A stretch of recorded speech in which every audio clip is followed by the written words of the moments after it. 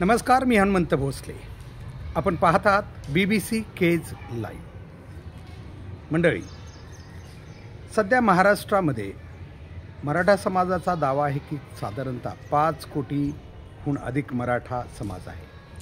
मात्र शासकीय नोंदी सांगतात की 3.5 ते 4 कोटी मराठा महाराष्ट्रात वास्तव्य करतो. ठीक आहे, 3 असू द्यात, 4 असू द्यात.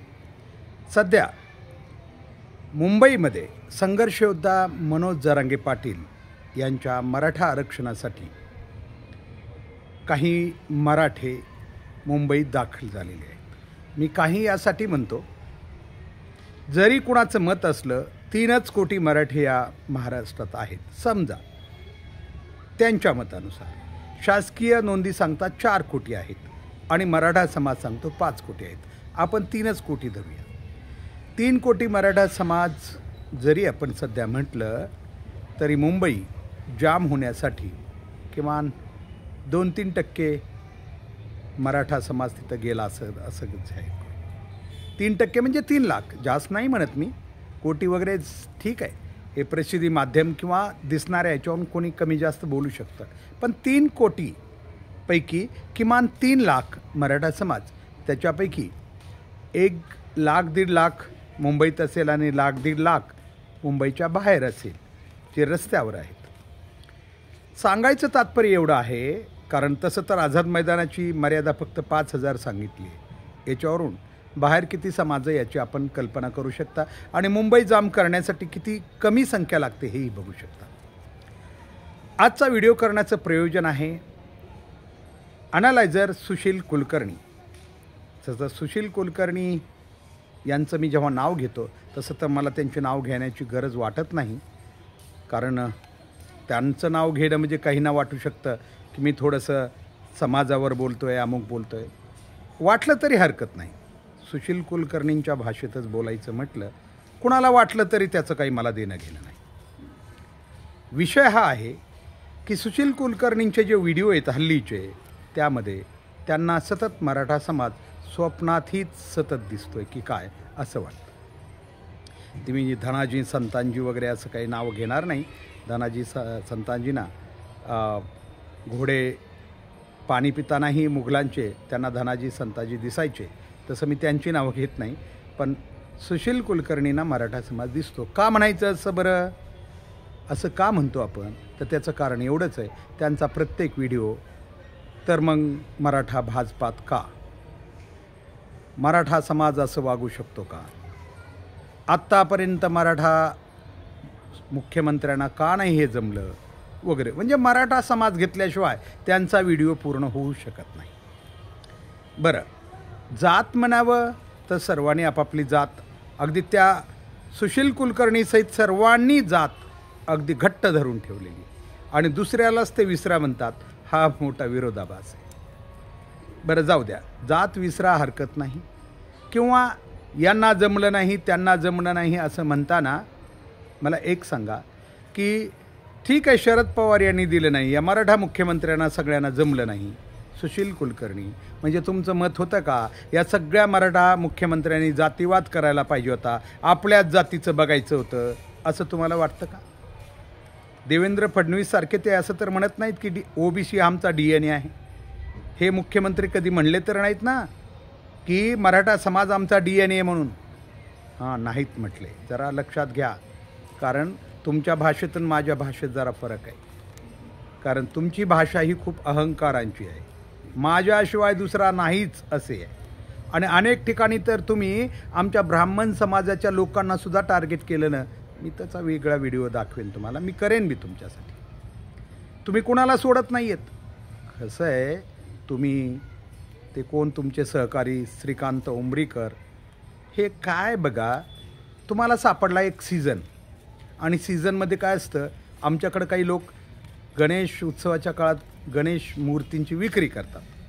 त्यांना त्या गणपतीचं काही देणं घेणं नसतं. त्यांना फक्त हा सीझन कसा जास्तीत जास्त गणपती विकले जातील आणि मला कसा लाभ होईल हे बघत असतात. तसं तुम्हा काही लोकांचा म्हणतो, सगळ्या नाही हां, खूप चांगले आहेत पत्रकारितेत लोक, त्यांचा मी अगदी वंदन करतो त्यांना. काही लोक राहुल कुलकर्णी आहेत ना आमचे नंबर 1चे, 100 वेळेस म्हणला तर त्यांच्या पाया पडतो, प्रत्यक्ष पडतो, कुठंही मला बोलवा तुम्ही, पडेल मी, कारण चांगली माणसं आहेत त्यांच्या, आम्ही तेवढं करायला तेवढा सन्मान द्यायला काही हरकत नाही. सांगायचं तात्पर्य हे आहे की आपण सतत असे व्हिडिओ करताय आणि त्याच्यात पुरावे का हो, पुरावेच दाखवायचे तर कधी तो बी दाखवा ना. अजित पवार चक्की पिसिंग पिसिंग, आपल्या देवेंद्रांचा आहे ना एक व्हिडिओ, जरा दाखवा कधीतरी. तोच नाही, शासनाची इच्छाशक्ती असली तर आरक्षण देता येतं, पण यांची इच्छाच नाही. Where there is a will there is a way, where there is a not will there is not a way, वगैरे वगैरे. खूप छान व्हिडिओ आहेत बघा देवेंद्रजींचे, ते बी कधीतरी दाखवा ना एक चांगला पत्रकार म्हणून, का ते कधी दिसतच नाहीत. तेच नाही, खूप व्हिडिओ आहेत तुम्हाला सांगता येतील, जे तुम्हाला दाखवता येतील. आणि ठीक आहे, बाकीच्याबद्दल तुमचं काय मत आहे आम्हाला काही म्हणणं नाही आहे, परंतु मराठा समाजाबद्दल मनोज जरांगे, तुम्हाला सध्या सीझन सापडला आहे आणि या सीझनमध्ये चांगली कमाई बी होती तुमची. मी सांगितलं तुम्हाला एकट्याला हे सगळं आवरणार नाही कामकाज, म्हणून तुम्ही धंदा म्हणूया आपण त्याला, कामकाज म्हणणं थोडं चुकीचं होईल. तुमचा ज्या प्रकारे प्रवास चालला आहे त्या प्रकारे त्याला धंदा हे चांगलं जमेल जरा. हे तुमचा धंदा सीझनमध्ये, कारण मी मगा म्हटलं गणपतीचा सीझन, ठराविक त्या दुकानदारांचा बिचाऱ्यांचा त्या काळातला सीझन असतो आणि त्या सीझनमध्ये ते आरी पडून हे सगळं कामं करतात. त्यांना माहिती हे सीझन संपला की कुणी आपल्याला विचारत नाही. तसं तुम्ही सध्या सीझन चालू आहे तुमचा, कारण का आरक्षण म्हणजे मोठा सीझन आहे. सध्या समाजातल्या दुही ओबीसी मराठांचं जेवढं काही अगदी फाटवता येईल तेवढं फाडण्याचा प्रयत्न करताय तुम्ही, आणि पुन्हा वरून आणि मुलामा लावायला तर तुमच्यासारखा माणूसच नाही. असं दाखवायचं की मी कसा तुमच्याच बाजूनं आहे हे सुद्धा दाखवायला तुम्ही कमी करत नाहीत. आणि म्हणून हे सगळं बघताना तुमच्यासाठी आमचं एकच म्हणणं आहे, ठीक आहे तुम्ही म्हणताय एवढा मोठा जनसमुदाय, अहो मनोज जरांगेबद्दल बी चांगलं कधीतरी बोला ना, म्हणा ना कधीतरी. एक सामान्य खेड्यातला माणूस इथं येतो आहे आणि मुंबईमध्ये जाम करून ठेवतो आहे, मात्र कुठंच मुंबईत धक्का लागू देत नाही, कुणाला दंगल होऊ देत नाही. अहो सुशीलजी, तुम्हाला तुमचं घरसुद्धा सावरता येणार नाही, तुमच्या घरातल्या 4 माणसांनासुद्धा आवरता येणार नाही. मात्र मनोज जरांगे पाटील आज लाखोचा जनसमुदाय, 3रा दिवस आहे उपोषणाचा आज, तरीही ते समर्थपणे पेलवत आहेत. कुठं दंगल नाही, कुठं गोंधळ नाही. जे तुम्ही म्हणताय ना शिव्या देतात अमुक हे ते, अहो शिव्या हे गावातल्या येतो, गावात तुम्हाला गावच माहीत नाही. आणखी मला वाटतं तुम्ही नेहमी संभाजीनगर पुणे मुंबई इथं राहिलेली माणसं आहेत तुम्ही, तुम्हाला गाव नाही कळणार. अहो लई गावात शिव्या खतरनाक देतात, प्रिय मित्राला सुद्धा हां देतात. मी भारतीय सेनेत होतो 5th रॉयल मराठा बटालियनमध्ये, तिथं आमच्या सगळ्याच आर्मीमध्ये सगळीकडं भारत देशात आमच्या सैनिकांना प्रिय मित्रांनासुद्धा बहनचोद म्हणायची सवय. तुमच्या माहितीसाठी जाहीरपणे सांगतो, बहनचोद ॲक्च्युली शब्दाचा अर्थ खूप गंभीर आहे, वाईट आहे, परंतु काय करावं, आमच्या त्या सैनिकांना सवयच लागली बहनचोद म्हणायची. आता त्याला तुम्ही काय करू शकणार आहेत. भारतातला आमच्या जवानांचा अगदी लोकप्रिय म्हणूया आपण, आमच्या जवानांचा प्रिय शब्द आहे तो, तुम्ही काय करणार आहेत त्याला सांग. ती शिवी म्हणणार आहेत तुम्ही, आणि ते तर जितका जवळचा मित्र दिसेल तेवढं म्हणतात. मला सांगायचं तात्पर्य खेड्यातल्या भाषेमध्ये थोडा फरक असतो, आपण कधी तपासलंच नाही वाटतं. आणि अमुक गोंधळ घातला, पिवळी रांगोळी काढली, मराठा समाज इतक्या खालच्या थराला जाणार नाही.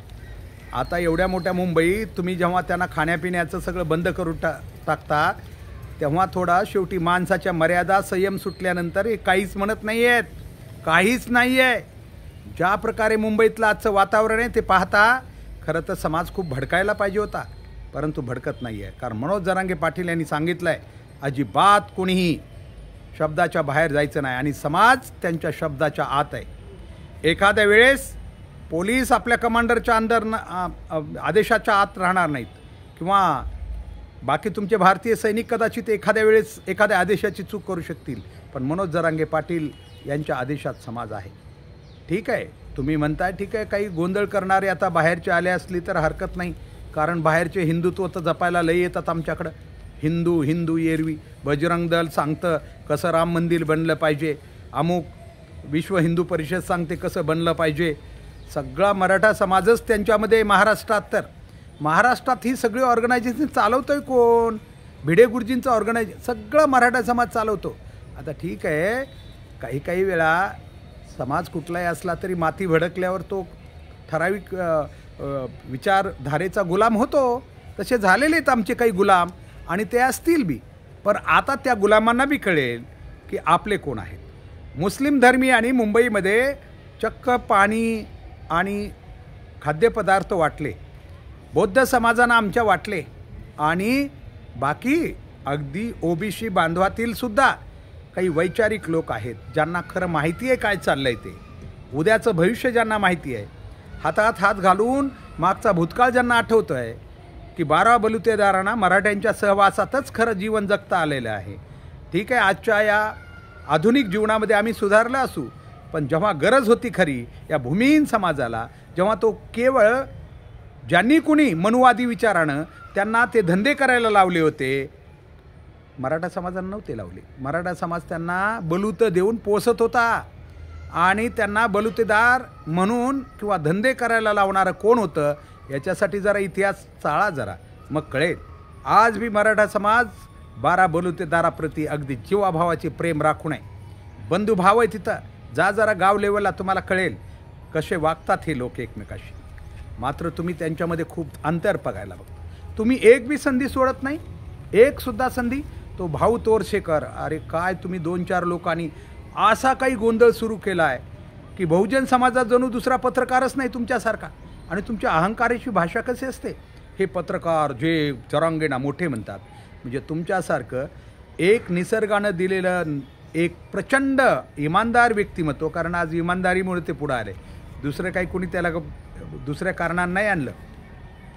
आणि तुमचे देवेंद्रजीच कारणीभूत आहेत. जर अंतरवाली सराटीमध्ये तो लाठीचार्ज होत नव्हता ना, तर हे पुढं आंदोलन तुमच्या बोकांडीवर उभा नसतं राहिलं. लक्षात ठेवा, केवळ त्यामुळं उभा राहिलं आहे, हे आरक्षणाच्या याच्यातून नाही उभा राहिलेलं. फार जबाबदारीनं बोलतो आहे. तुम्ही केवळ जरांगे पाटलांच्या मागं मराठा समाज तेव्हाच गेला जेव्हा जरांगे पाटलांनी हे पटवून सांगितलं मराठा समाजाला की कशा प्रकारे लाठीचार्ज करून समाजाच्या विरोधात अन्याय झालेला आहे. आणि म्हणून हे झाले. आज लई सामाजिक ध्रुवीकरणाचा लई भविष्य बघू नका. खरं तर आपण सगळे भारतीय एक आहोत आणि आम्हाला ते एकच राहावीत वाटतं. पण कुणी जर असं म्हणत असेल की मराठा समाजाला एकटं पाडून आम्ही काहीतरी वेगळं करू, आजकाल तुम्ही सांगताय देवेंद्रजीने बरेच जण, आता सध्याचं एक ट्रेंडच आहे, देवेंद्रजी होते म्हणून आरक्षण दिलं. देवेंद्रजी आरक्षण देतातही आणि सदावर्त्यांना आणि त्यांच्या पिलावळीला याचिका दाखल करायला सांगतात. ही दोन्हीकडून ढोलकं वाजवल्यावर कसं ते जमायचं? नाही. असं समाज हुशार आहे दोन्हीकडून. आणि कोण आहेत हे जे जातात कोर्टात मराठा समाजाचं आरक्षण जेव्हा त्यांना मिळालं त्यांना, हे कोण आहेत? तर हे याच विचारसरणीचे लोक आहेत आणि याच्याच जवळचे आहेत. त्याच्यामुळं ते सांगण्याचं, पटवून देण्याचं आता काम बंद करा की आरक्षण कोणी दिलं, हे निकाल त्यांनी दिलं. आम्ही म्हणतो मराठा मुख्यमंत्र्यांनी नाही देण्याचं कारण कदाचित मराठा समाजाला बी कळालं नसेल आजपर्यंत. आणि मराठा समाजाची यापूर्वीची मागणी बी नव्हती, एवढी तीव्र मागणी नव्हती. त्यामुळं कोणत्या मराठा नेत्यानं ते देण्याचा प्रयत्न बी केला नसेल, हे सत्य कारण आहे. जेव्हा एखादी गोष्ट मागणी होते तेव्हाच त्याच्यावर विचार होतो. याच्यापूर्वी मराठा समाज स्वतःला थोडा शेतीत होता प्रगत, त्याला वाटलं होतं की गरज नाही आहे, गोरगरिबांचं आरक्षण आपल्याला नको. कदाचित त्याला कमी प्रतिष्ठा बी वाटत असेल, मी काही गोष्टी सत्यही सांगतो. त्यावेळेस आपली प्रतिष्ठा म्हणूनही मराठा समाजानं ते नाकारला असेल. पण आज त्याला गरज आहे, कधी का असत नाही, त्यानं मान्य केलं आहे ना की आता आम्हाला गरज आहे. तर त्याला त्यावेळेस त्याच्या हक्काच्या नोंदी कोणबी का शासकीय नोंदी आहेत, त्या किराणा दुकानातून नाहीत आणला सुशील कुलकर्णी, त्या शासकीय नोंदी आहेत, ज्या शासकीय कार्यालयात सापडलेल्या आहेत. तरी तुम्ही त्याला नाकारता, तरी तुम्ही त्याला घटनेचा अधिकार देत नाही. म्हणजे हे ऑफिसेस जे आहेत ते घटनात्मक नाहीत का? हे जे तहसील कार्यालय ते घटनात्मक नाहीत का? हा प्रश्न माझा सुशील कुलकर्णी आणि अशा मनवादी विचारांच्या पत्रकारांना आहे, जे या आंदोलनावर सतत हल्ले करतायत, या आंदोलनावर तुटून पडतायत. जिथं संधी मिळेल तिथं या आंदोलनाला बदनाम करायचा प्रयत्न करतायत. या आंदोलनाची प्रतिमा कशी बघा, मुंबई कशी केली, अजिबात हे चुकीचं आहे. आणि मी सांगितलं आमचा समाज जो आहे बहुजन समाज सगळाच, केवळ मराठा मी म्हणत नाही, बहुजन मराठा समाज, कारण बऱ्याचशा बहुजनांना आता कळलेलं आहे की याच्यात काय चाललेलं आहे ते, त्यामुळे या सर्व समाज कधीच आपलं ऐक्य भंग होऊ देणार नाही. या गोष्टी येतील जातील वादळासारख्या, पण पुन्हा एकदा आम्ही हातात हात घालून घट्टपणे पुढे चालणार आहे. पण तुम्ही काय केलं, तुम्ही काय करत होता, हा मात्र विचार सतत आम्हाला लक्षात राहील. या आंदोलनाची राजकीय ताकद एवढी आहे की प्रत्येकजण, प्रत्येक नेता अगदी सांभाळून, किंवा ज्याला आपण म्हणतो ना दूध पोळल्यानंतर ताकी फुकून पितात, तसं पिण्याचा प्रयत्न करतोय. खरं तर मागच्या वेळी आंतरवाली सराटीचं आंदोलन झालं होतं, तेव्हा रस्त्यानं अनेक राजकीय संघटना, पक्ष यांनी मोठ्या प्रमाणात चहा नाश्त्याची सोय केली होती. पण यावेळेस ती कमी दिसली जरा, कारण यावेळेस थोडे दबावात होते. कारण आपल्याला माहिती आहे सध्या राजकारणामध्ये प्रत्येकजण याच्यासाठी भीतोय की आपल्या समाजाची मतं तर आपल्याला पडतीलच, पण दुसऱ्या समाज नाराज होऊ नये असा प्रयत्न करतात. आम्ही म्हणतो दुसऱ्या समाजाबद्दल तुम्ही वाईट जर नसेल केलं तर तो नाराज होण्याची गरज नाही, आणि सगळा समाज एक आहे, आणि म्हणून सगळ्याच समाजाप्रती चांगल्या भावना ठेवून जर तुम्ही काम केलं तर कोणीही नाराज होण्याची गरज नाही आहे. मात्र सध्या तसं होताना आपल्याला दिसतंय. मी सांगितलं अनेक लोक, आमदार, खासदार किंवा अनेकांनी मागच्या वेळेस जेवणाची वाटानं अनेक सोयी केल्या होत्या, पण यावेळेस थोडं कमी दिसलं, आणि म्हणूनच कदाचित मुंबईमध्ये मराठा समाजाला कदाचित जी काही तिथली व्यवस्था होती, जी तिथं त्यांच्या म्हणजे आंदोलनाला दाबण्यासाठी पूर्वनियोजित काही गोष्टी करण्यात आल्या किंवा प्रशासनाला सांगण्यात आल्या, आरोप म्हणून नाही आहे, करण्यात आल्या. कारण का की लवकर आले, जरा हाल झाले तर लवकर वापस जातील असा त्यांचा अंदाज होता. परंतु लक्षात ठेवा, नक्कीच तुम्ही पहिल्या आणि दुसऱ्या महायुद्धात, हे सोडा भारत देशाचा इतिहास, पहिल्या आणि दुसऱ्या महायुद्धात, कारण मी स्वतः भारतीय सेनेत होतो, काही मराठा समाजाच्या मराठा बटालियनने जे काम केलं, अर्थात त्याच्यात सगळेच आमचे बहुजन समाज बांधव होते, एक केवळ आजची मराठा जात नव्हती, हे बी तितकंच खरं आहे. परंतु एक इतिहास आहे की एक इटालीचा किल्ला कित्येक महिने, जेव्हा की खायलासुद्धा काही नव्हतं, घोड्याचं मांस खाऊन शेवटी स्वतःच्या घोड्याचं इतका त्याग केला होता, इतकी आपली वीरता दाखवली होती. आणि म्हणून त्यावेळेस मी ज्या बटालियनमध्ये होतो त्या बटालियनला 5th रॉयल मराठा बटालियन ही इंग्रजांनी उपाधी दिली होती, आणि त्यांचं शौर्य म्हणून त्यांच्या उजव्या बाजूला एक निळ्या रंगाची लाईन यार्डसुद्धा बहाल केली होती. मी याच्यासाठी सांगतोय की महाराष्ट्राच्या या सर्व छत्रपती शिवरायांच्या मराठा समाजाची, त्याच्यात बहुजनसुद्धा आहेत, मी पुन्हा नमूद करतो, यांचा एक इतिहास आहे. आज जरी एक वर्ग, त्याच्यातला एक वर्ग आंदोलन करत असला तरी याच्याकडं शौर्याचा एक इतिहास आहे. त्याच्यामुळे शासनानं तसा अंदाज अजिबात करू नये कधीकधी, कारण त्यांचेच हे वंशज आहेत, त्याच्यामुळं यांच्याकडं ती जिद्द आणि ते शौर्य नक्कीच आहे, संयम तितकाच आहे. आजच्यासाठी एवढं.